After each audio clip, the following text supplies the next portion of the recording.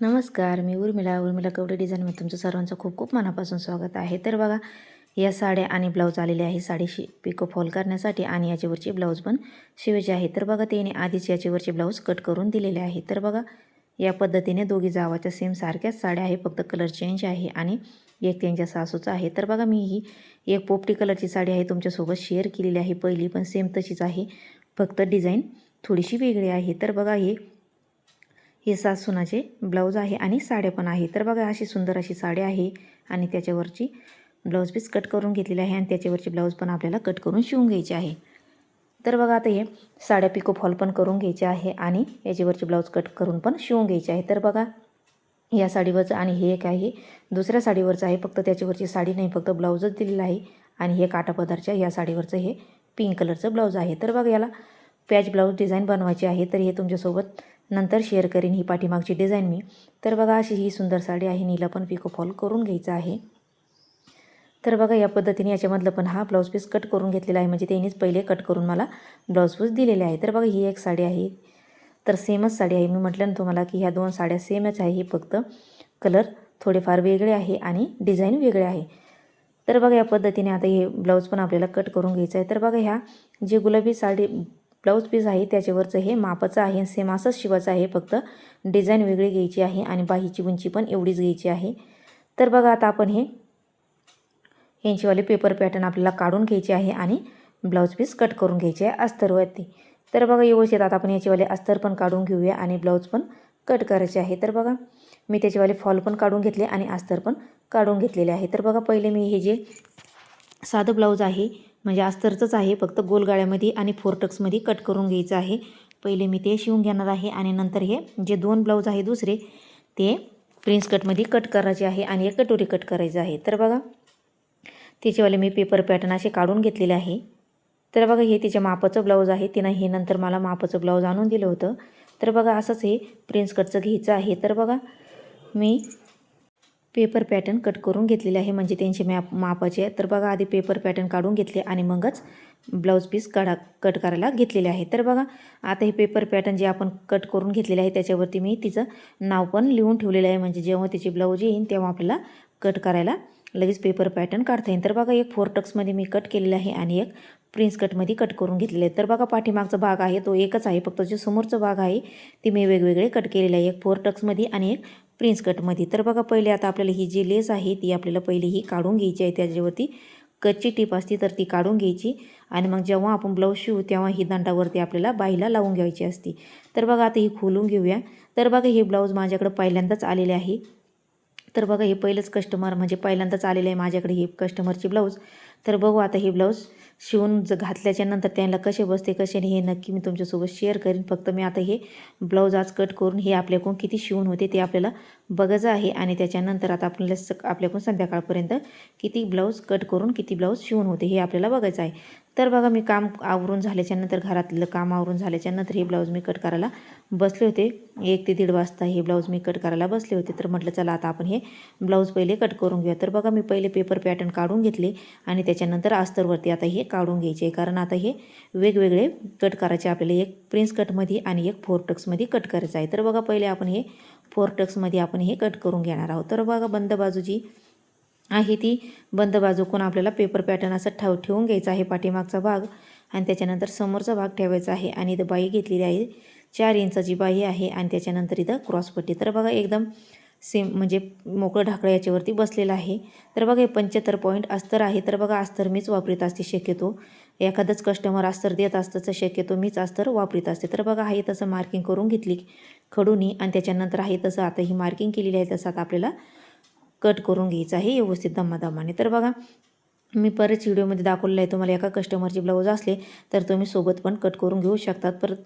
पण हे एक फोरटक्समध्ये होतं आणि एक प्रिन्स कटमध्ये होतं, म्हणून हे बाजूबाजूला कट करून घेतलेलं आहे. तर बघा, सारखेच असले प्रिन्स कट किंवा फोरटक्सचे तर तुम्ही सोबत एका कस्टमरची ब्लाऊज कट करून घेऊ शकता. तर बघा, व्यवस्थित आता आपण हे कट करून घेऊया आणि त्याच्यानंतर प्रिन्स कटचा आहे तो आपण कट करून घेणार आहोत. तर बघा, प्रत्येक वेळेस मी तुम्हाला सांगत असते की आपल्याला कस्टमर वाढवायचे असले तर या पद्धतीने आपल्याला ब्लाऊज व्यवस्थित कस्टमरला आले पाहिजे आणि कस्टमरला फिनिशिंगमध्ये पण ब्लाऊज रेडी झालं पाहिजे आणि कस्टमरला आलं पण पाहिजे. तर याने आपले कस्टमर वाढत असते. कारण कसं लेडीजचं कसं असतं की एकीनं ब्लाऊज घातलं आणि दुसरीला आवडलं किंवा छान बसलेलं असलं तर लेडीज एकामेकीला विचारत असते. तर आपल्याला त्या हिशोबानेच आपलेवाले गिऱ्हाईक वाढत असते. याच्यासाठी आपली फिनिशिंग महत्त्वाची असते आणि ब्लाऊज पण कस्टमरला व्यवस्थित बसलं पाहिजे. तर या पद्धतीत तुम्ही नक्की ट्राय करा आणि कस्टमर तुमचे नक्कीच वाढतील. तर बघा त्याच्यानंतर व्यवस्थित अस्तर कटिंग करून झाल्याच्यानंतर मी या साईडनी बाही कट करून घेणार आहे. कारण वेगवेगळी बाही चांगली दिसणार नाही, त्याच्यामुळे मी हे जे खालचं पॅटर्न आहे तिथं अशी बाही ठेवलेली आहे आणि इथं बाही काढून घेणार आहे आणि त्याच्यानंतर बाकीचं पॅटर्न काढून घेणार आहे. तर बघा व्यवस्थित असं मी अशी फोल्ड करून घेतलं कापड आणि त्याच्यानंतर आता हे बाही आपली रेडी झालेली आहे. आणि त्याच्यावरतीच हे जे आपण लेस काढून घेतली ती त्याच्यामध्येच मी पॅक करून ठेवली, म्हणजे जेव्हा आपल्याला शिवायचं आहे तेव्हा आपलं व्यवस्थित आपल्याला सापडन. तर बघा आता व्यवस्थित आता हे परत आता हे कापड आपल्याला व्यवस्थित असं आथरून घ्यायचं आहे. कारण हे सिल्की कापड आहे, म्हणजे इकडं तिकडं सरकतं, त्याच्यामुळे फॅन वगैरे पण बंद करून ठेवायचा असतो.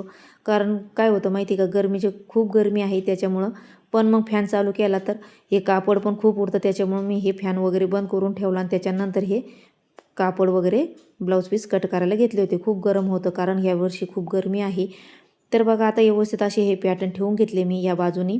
तर बघा सारखे पॅटर्न आपले असे व्यवस्थित रेडी झालेले आहे आणि आता आपल्याला अर्धा इंच असं जास्तीचं ठेवून घ्यायचं आहे आणि कट करून घेतलेलं आहे. तर बघा या पद्धतीने व्यवस्थित असे कट करून घेतलेले आहे मी आणि त्याच्यानंतर आता हे ब्लाऊज शिवून पण घ्यायचं आहे. पण पहिले आता आपल्याला बाकीचे जे ब्लाऊज आहे ते पण आपल्याला कट करून घ्यायचे आहे. तर बघा पायपिंगसाठी हे जे कापड उरलेलं आहे हे पायपिंगसाठी आपल्याला कामं येणार आहे आणि हे जे आहे अस्तरचं कापड ते हुक पट्टीसाठी कामं येणार आहे. त्याच्यामुळे हे त्याच्यातच मी व्यवस्थित बांधून ठेवलेलं आहे. जेव्हा आपल्याला शिवायचं तेव्हा आपल्याला पॅटर्न लगेच सापडते, इकडं तिकडं पडत नाही.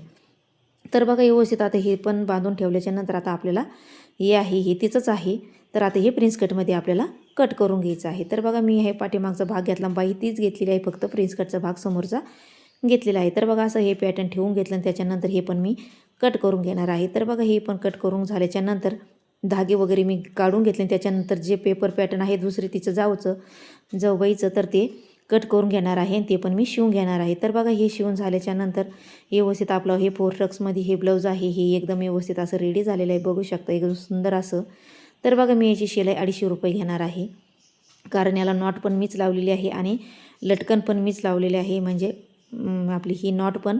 तर बघा एकदम सुंदर असं ब्लाऊज आपलं रेडी झालेलं आहे, एकदम सुंदर असं. तर बघा याची शिलाई मी 250 रुपये घेणार आहे आणि त्याच्यानंतर दुसरं ब्लाऊज पण लगेच शिवून घेणार आहे. तर बघा कट करून झाल्याच्यानंतर हे ब्लाऊज माझं रेडी झालेलं आहे आणि त्याच्यानंतर हे पण लगेच मी शिवायला घेतलं होतं ना, आता हे पण मी रेडी करून घेणार आहे. तर बघा पाठीमागचा भाग जो आहे तो कट वर्कचा आहे, तर तो तुम्हाला मी नंतर शेअर करेन की हा कसा शिवलेला आहे. फक्त कॅनव्हास घालून मी हा पाठीमागचा भाग रेडी करणार आहे. तर बघा या पद्धतीने मी याचा कट वर्कमध्ये हा ब्लाऊज असा रेडी करणार आहे. तर मी हा कसा शिवला हा तुम्हाला नंतरच्या व्हिडिओमध्ये नक्की शेअर करेन. तर बघा असा सुंदर असा हा ब्लाऊज पण मी रेडी करून घेणार आहे आणि त्याच्यानंतर पिंक कलरचा जो आहे तो पण मी रेडी करून घेतलेला आहे. तर बघा असा सुंदर असा हा ब्लाऊज पण रेडी होणार आहे.